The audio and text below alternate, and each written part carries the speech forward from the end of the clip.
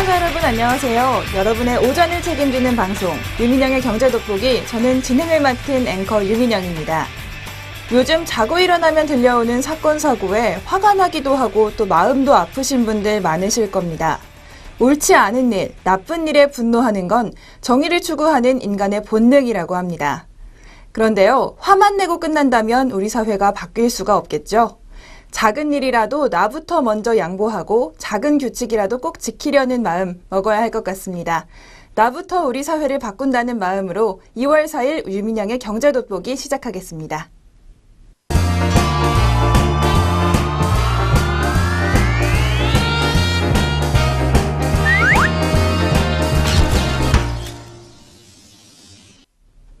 최신 경제 이슈를 빠르고 깊게 들여다보는 시간, 동향돋보기 시간입니다.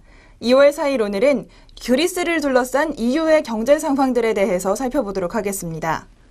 바로 지난달 25일 그리스 총선에서 급진 좌파 연합이라고 불리는 시리자가 승리했습니다. 시리자는 연일 반유럽연합적인 행보를 보여주고 있는데요. 지난달 30일에는 시리자가 새로 임명한 그리스 재무장관 야니스 바루파키스가 그리스의 채권단인 트로이카를 향해서 썩은 조직이라며 맹공을 퍼붓기도 했습니다. 트로이카는 EU와 유럽국제중앙은행, 국제통화기금 IMF로 구성된 그리스 구제금융 채권단입니다. 세 가지 연합이 만들어졌다고 해서 트로이카라고 불리고 있는데요. 지금 그리스의 경제 상황 자세히 살펴보면요, 일단 심각한 상황입니다. 청년 실업률이 50%에 달하고 있고요. 총 국가부채는 GDP의 175%, 거의 2배 가까운 수준까지 치솟은 상태입니다. 곧 추가 구제금융협상에서 유리한 조건을 받아내야만 하는 상황인데요. 시리자를 이끄는 알렉시스 치프라스 총리가 그리스가 일방적으로 행동하지 않겠다며 일단 급한 불은 끈 상황이지만 채권단인 트로이카에 대한 적대적 감정은 감춰지지가 않고 있습니다. 시리자는 채권단에 대해 구제금융의 좀 완화와 함께 긴축 철폐를 요구하고 있습니다. 구제금융의 조건을 재협상하고 채무를 탐강하는 헤어컷도 요구하고 있습니다. 그런데 이 요구가요, 그리스뿐 아니라 스페인에서도 열렬한 호응을 얻고 있다고 합니다. 같은 급진 좌파 성향의 스페인 포데모스 당이 지난달 말 마드리드에서 개최한 긴축 반대 장외 집회는 10만 명의 군중을 끌어모을 정도로 대성황을 이뤘습니다. 시리자의 이러한 반EU 전선이 구제금융을 받고 있는 그리스, 스페인을 넘어 이탈리아와 포르투갈 등 재정 위기를 겪고 있는 나라들까지 확대된다면 유럽은 일대 혼란을 겪을 수도 있다는 분석입니다. 이런 가운데 그리스 새 정부는 탈유럽 기조를 만들면서 전 유럽을 긴장시키고 있습니다.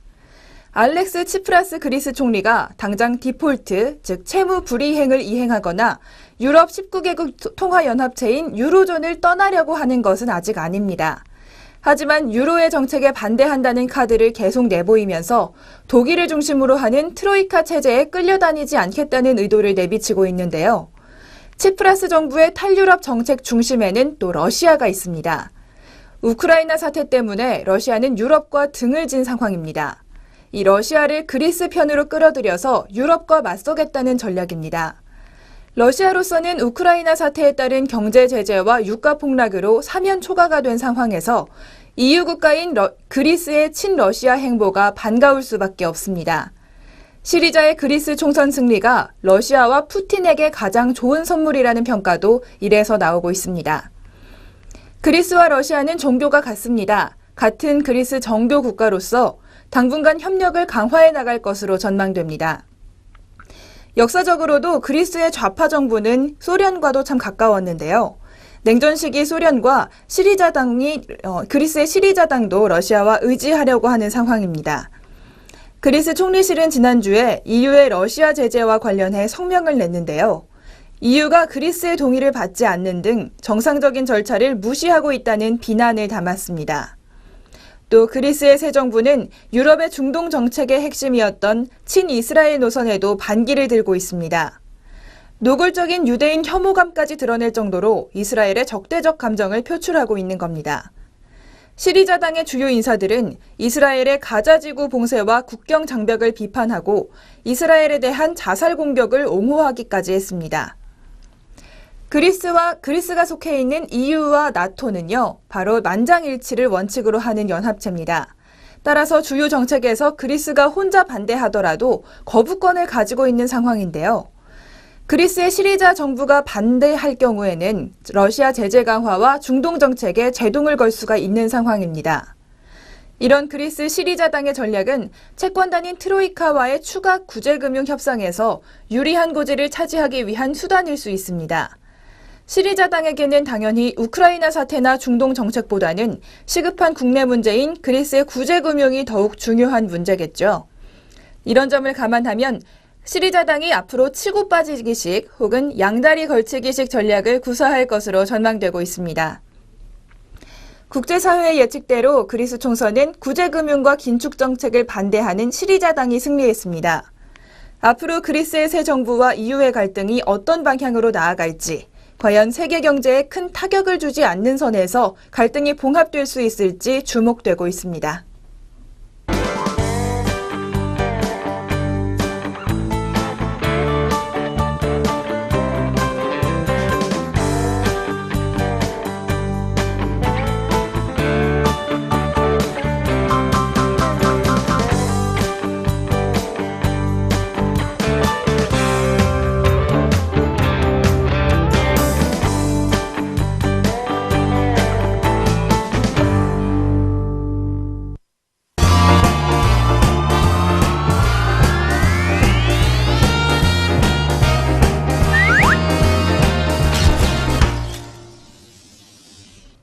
이번 순서는 아리송한 단어 확실하게 잡아보는 시간, 용어 돋보기 시간입니다. 2월 4일 오늘은요, 우리사주제에 대해서 살펴보겠습니다. 우리사주제는 회사에 다니는 근로자가 사내에 꾸려진 우리사주 조합을 통해서 자기 회사의 주식을 취득하고 보유할 수 있게 만든 제도입니다. 근로자로선 자사주를 보유함으로써 회사가 성장할 경우 배당소득, 자본이익 등 재산을 늘릴 수 있는 동시에 주주로서 회사 경영에 참여해 주인의식을 가질 수 있다는 장점이 있습니다. 기업 입장에서는 근로자가 주주로 참여해 노사관계가 안정되고 생산성도 향상돼 결국 회사가 성장하는 데 도움이 됩니다. 게다가 성과급을 우리사주로 지급해서 여유자금을 탄력적으로 운용할 수 있고요. 우호지분을 확보하게 돼 적대적 인수합병에도 효율적으로 대응할 수 있습니다. 또 하청을 주는 대기업의 경우에는 중소협력업체 근로자와 성과를 공유하는 수단으로도 우리사주를 일부 활용해왔습니다. 1968년 자본시장 육성법을 근거로 탄생한 우리사주제, 신규 발행 주식의 10%를 근로자들에게 우선 발행하는 방식으로 시작됐습니다. 우리사주 조합에 참여한 조합원이 조합원 계정으로 공동 보유하고 있는 우리사주는 조합이 해산하거나 의무 예탁 기간이 끝날 경우 혹은 퇴직 시 인출해서 개인이 보유하거나 현금화할 수 있습니다. 그리고 우리사주 조합원에 대해선 지금까지 400만 원 이내의 소득 공제와 소득세 비과세 혜택이 있었고요. 회사에 대해선 출연 자사주 등에 대해 비용으로 인정해서 세금 혜택을 줬습니다. 하지만 이런 제도적 기반에도 불구하고요, 활성화되기엔 한계가 참 많았습니다. 근로자와 기업 인식의 부족이 그중 하나인데요. 특히 비상장 기업이나 중소기업은 우리사주 제도의 활용이 매우 저조했습니다. 지난해 말 현재 코스피 상장 기업의 우리사주 조합 결성률은 85%로 꽤 높은 수준이지만 비상장업체의 우리사주 조합 결성률은 0.3%에 불과한 것으로 나타났습니다. 비상장 기업의 경우 시장 거래가 많지 않기 때문에 나중에 현금으로 바꾸기가 힘들다는 우려 때문입니다. 우리사주를 실제로 도입한 경우에도요, 조합이 실제로 우리사주를 보유한 경우는 37%에 불과한 수준이었습니다. 조합의 평균 지분율도 1.29%로 굉장히 낮았는데요. 우리사주 보유기간을 살펴봐도 5년 미만이 전체의 51%에 달하는 등 장기 보유보다는 단기 매도하는 경우가 주를 이뤘습니다. 지금까지 우리사주제에 대해 세제 혜택은 있었지만 장기 보유에 따른 인센티브는 많지 않은 것이 하나의 원인이었고요. 기업들 역시 다른 주주들과의 관계 때문에 우리사주에 적극적으로 출연하는 유인이 부족했습니다. 또 우리사주 조합 설립 절차가 까다롭고 협력업체 근로자의 원청기업 우리사주 조합 가입은 사실상 불가능하다는 점, 제도적 한계 역시 많았던 것이 사실입니다. 바로 이런 점을 보완하기 위해서 정부가 최근 대책을 내놨습니다. 비상장사들의 우리사주제 도입 활성화를 위해서 근로자가 요구할 경우 비상장 기업의 대주주가 주식을 다시 사줄 수 있게 하는 환매수 방안을 내년부터 추진하기로 했습니다. 현행법에는 비상장 기업이 우리사주를 환매수할 수 있는 근거가 임의 규정으로 정해져 있기 때문에 실제 기업의 환매수 실적은 미미한 상황입니다. 환매수 의무화 기업 대상은 상시 근로자 300인 이상 기업부터 적용될 예정이며 제조 정착 추이를 지켜본 뒤 단계적으로 확대한다는 계획입니다. 환매수 방안 추진으로 인해 기업 부담이 늘어날 수 있다는 점을 고려해서 세제 혜택 등 인센티브 방안도 함께 마련됐습니다. 환매수는 의무 예탁기관이 경과한 뒤 6년 이상 주식을 보유 예탁한 경우로 요건이 한정돼 있고요. 6년 이상 중소기업 근로자가 우리사주를 보유할 경우 근로소득세가 100% 감면됩니다. 대기업의 경우에 6년 이상 보유한다면 근로소득세 75% 감면됩니다. 근로자가 우리사주 의무 예탁기간 중 주가 하락으로 손실을 봤을 때는 이를 보전해주는 우리사주 손실보전거래 제도도 이르면 올해 하반기부터 추진될 예정입니다. 아울러 우리사주 조합이 수탁기관을 통해 우리사주를 대여해서 수익을 얻을 수 있도록 허용하고요. 근로자가 매달 일정 금액을 우리사주 기금에 적립해 우리사주 매입자금으로 활용할 수 있는 저축제도도 도입하기로 했습니다. 근로자에게도 기업에게도 도움이 될 수 있는 우리사주 제도. 여태까지는 그렇게 활성화되지 않은 것이 사실이었습니다. 하지만 근로자는 회사의 주인이 될 수 있고 기업도 안정적인 지분 확보와 융통성 있는 자금 운용으로 각자에게 도움이 되는 제도로 볼 수 있는데요. 이번에 새로 나온 정책들로 우리사주제 활성화될 수 있을지 관심이 모아지고 있습니다.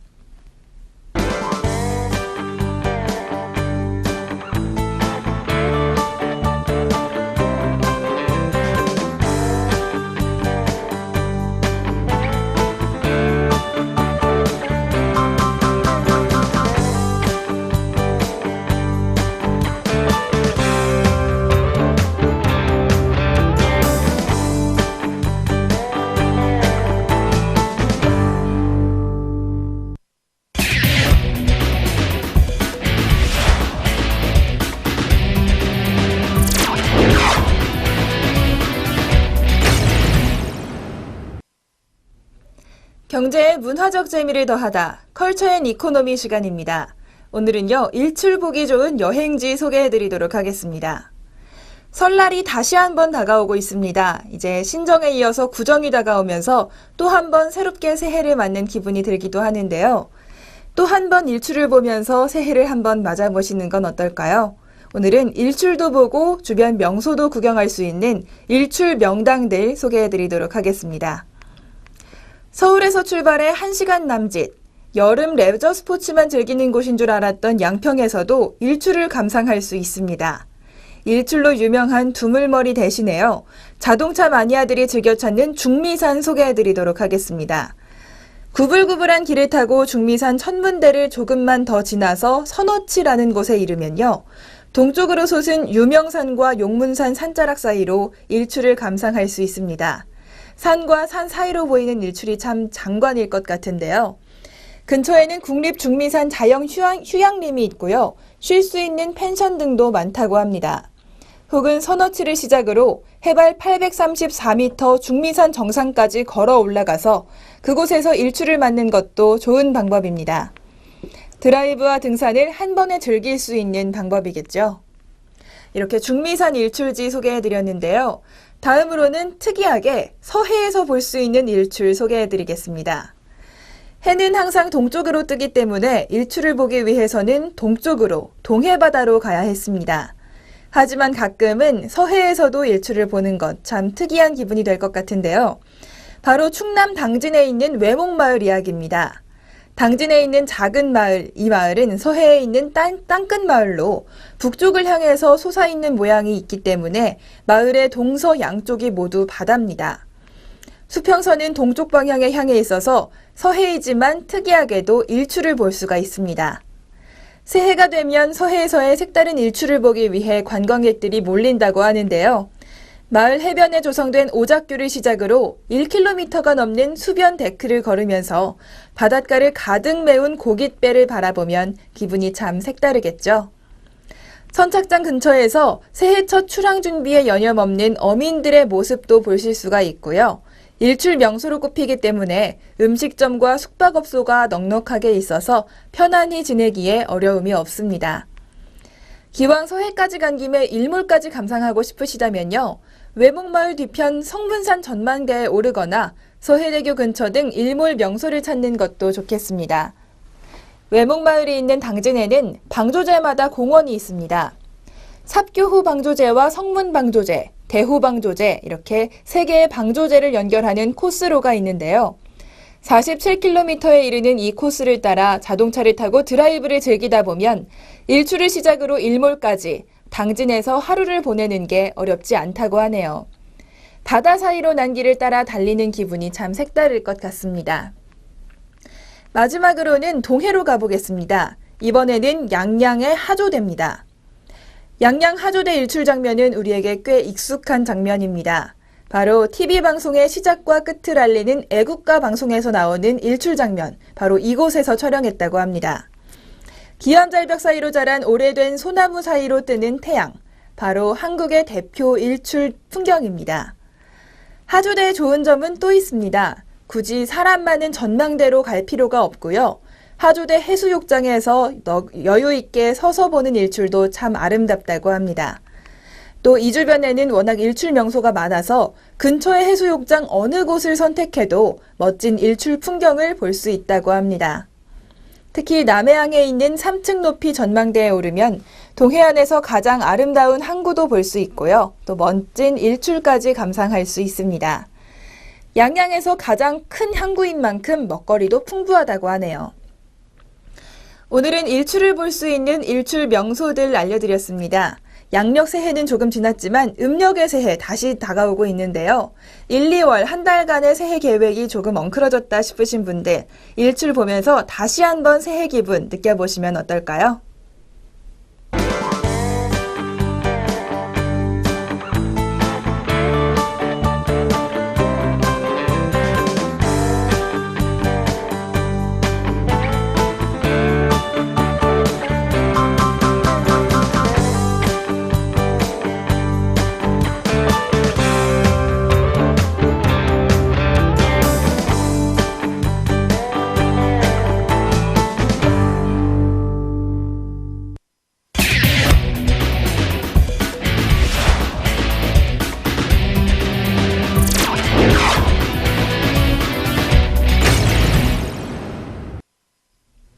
경제 돋보기, 오늘은 주목해볼 만한 주식 한 종목 소개해드리는 주식 한마디 시간입니다. 오늘은 바로 가구업체 한샘에 대해서 준비해봤습니다. 지난 4분기 한샘의 주가 조정 요인이었던 이케아의 상륙이 이제 한 달이 지났습니다. 1월 21일까지 누적 방문객 100만 명을 돌파했다고 하는데요. 예상처럼 폭발적이지는 않았다는 평가가 지배적입니다. 지금은 개장 당시의 주차 혼잡도 사라졌다고 합니다. 방문객 수는 평일 기준으로 개장 첫 주 하루 4만 명에서 넷째 주 19,000명으로 줄었습니다. 이케아가 오픈하면서 6개월 전부터 이케아를 한번 기다려보자 이런 심리로 인해서 가구 매출이 많이 줄어들었던 것이 사실인데요. 하지만 이런 관망 심리도 이제는 제거된 상황으로 평가가 받고 있습니다. 실제 이케아 제품의 가격 경쟁력이 한샘 등 우리나라 브랜드 업체 대비 그렇게 파괴적이지 않았고요. 광명의 이케아의 접근성이 어려워서 실제 구매는 가구보다는 소품과 음식료에 집중된 것으로 파악되고 있습니다. 오히려 한샘의 역습이 시작됐다는 평가도 나옵니다. 지난 1월 한샘은 생활소품 전문 브랜드 런칭 계획을 발표했습니다.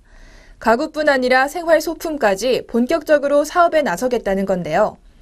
전문 브랜드를 런칭해서 연간 1,000억 원의 생활소품 매출을 1년 내에 연 2,000억 원대로 2배로 키우겠다는 계획입니다. 2월 서울 공릉동의 1호, 3월에 부산 등에서 순차적으로 오픈할 계획이라고 합니다. 매장은 타 직영 매장처럼 임차 형태이기 때문에 캐펙스 부담은 그리 크지 않다는 평가가 나옵니다. 2015년 이익은 아직 미미하겠지만 장기적인 목표 영업이익률은 5%로 잡아지고 있습니다. 한샘이 부엌과 가구에서 B브랜드의 브랜드 전환 전략으로 성공했던 것처럼 생활소품 시장에서도 브랜드 전환을 시도하고 있는 건데요. 기존에는 생활소품을 미끼 상품으로 팔았다면 소득 수준 향상과 주거 시장에 대한 관심으로 이케아에 대항해 생활소품 시장에도 적극적으로 진출하고 있습니다. 중장기적인 한샘의 성장성 한번 예측해 보도록 하겠습니다. 주택의 노후화와 함께 부엌 리모델링 시장은 꾸준히 성장할 것으로 예상되고요. 한샘의 시장 침투율은 매년 0.4에서 0.5%포인트 상승할 것으로 예상됩니다. 가구 시장은 성장이 정체돼 있지만 B브랜드의 브랜드 전환으로 한샘의 점유율은 현재 11.2%에서 2020년 20.5%로 상승할 것으로 예측되고 있습니다. 전체적으로 2019년까지의 영업이익 18.8% 성장할 것으로 추정되는데요. 한샘은 리모델링 토탈 솔루션을 이용해서 건자재 시장 진출을 확대하고 있습니다. 부엌 리모델링 영업을 하면서 욕실 리모델링 영업으로 확대하는 등 연계 영업을 통해서 건자재 시장 진출을 시도하고 있는 겁니다. 한샘이 건자재 시장에 성공적으로 안착한다면 2020년에는 총 매출이 현재의 4배 이상인 4.7조 원으로 확대될 전망입니다. 지금까지 한샘에 대해서 알아봤습니다.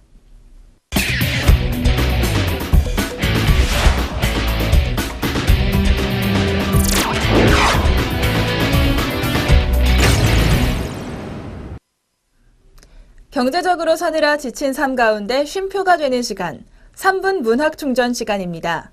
오늘은 공감이 가는 시 한 편 준비했습니다. 내가 인생을 다시 산다면 이라는 시는요, 미국 켄터키주에 살던 나딘 스테어라는 할머니가 85세가 되어서 인생을 뒤돌아보며 지은 시라고 합니다. 85세가 되었을 때 말하는 후회되는 일 들어보시면서 과연 우리는 얼마나 후회하지 않으며 살고 있는지 생각해 보시면 좋겠네요. 나딘 스테어의 내가 인생을 다시 산다면 전문 들려드리겠습니다. 내가 인생을 다시 산다면 나딘 스테어. 내가 인생을 다시 산다면 다음번에는 더 많은 실수를 저지르리라. 긴장을 풀고 몸을 부드럽게 하리라. 그리고 좀 더 바보가 되리라. 되도록 매사를 심각하게 생각지 않을 것이며 보다 많은 기회를 놓치지 않으리라. 여행을 더 많이 다니고 노을을 더 자주 구경하리라. 산에도 더욱 자주 가고 수영도 즐기리라. 아이스크림은 많이 먹고 콩요리는 덜 먹으리라. 실제적인 고통은 많이 겪어도 고통을 상상하지는 않으리라. 보라, 나는 매 순간을, 매일을 좀 더 뜻깊고 사려깊게 사는 사람이 되리라. 아, 나는 이미 많은 순간을 마주했으나 인생을 다시 시작한다면 그러한 순간들을 보다 많이 가지리라. 쓸데없이 시간을 보내지 않으리라. 먼 나날만 바라보는 대신 이 순간을 즐기며 살아가리라. 나는 지금까지 체온계와 보온병, 비옷, 우산이 없이는 어디도 못 가는 그런 사람이었다.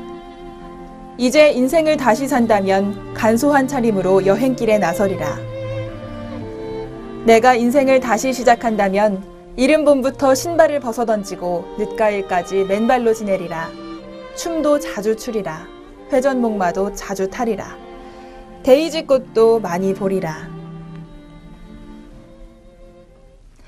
조금 더 돈을 더 많이 벌리라도 아니고요.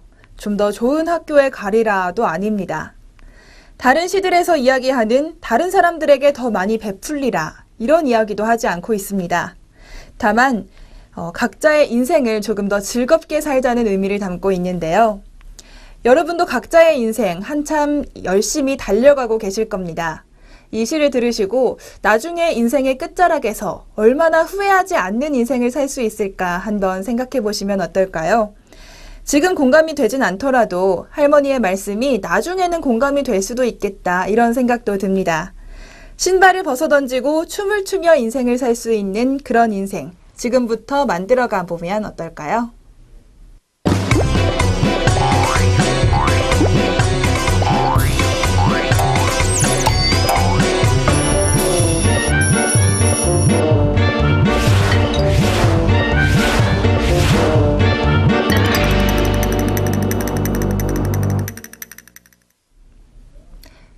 20살에 후회하는 일들, 또 40살이 되어서 후회하는 일들, 마지막으로 또 60살이 넘어서 인생의 또 마지막에서 후회하는 일들이 다 다를 것 같습니다.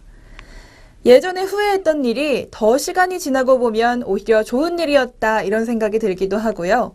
행운이라며 좋아했지만 나중에 후회로 돌아오는 경우도 있습니다. 당장의 기쁨이나 후회보다는요, 조금 더 멀리 보고 인생을 마무리할 때 후회하지 않게 하루하루를 보내신다면 나만의 충실한 인생 보낼 수 있지 않을까 싶습니다. 오늘 유민영의 경제 돋보기 여기까지였고요. 내일 오전 10시 30분에 다시 찾아뵙겠습니다. 시청해주신 여러분 고맙습니다.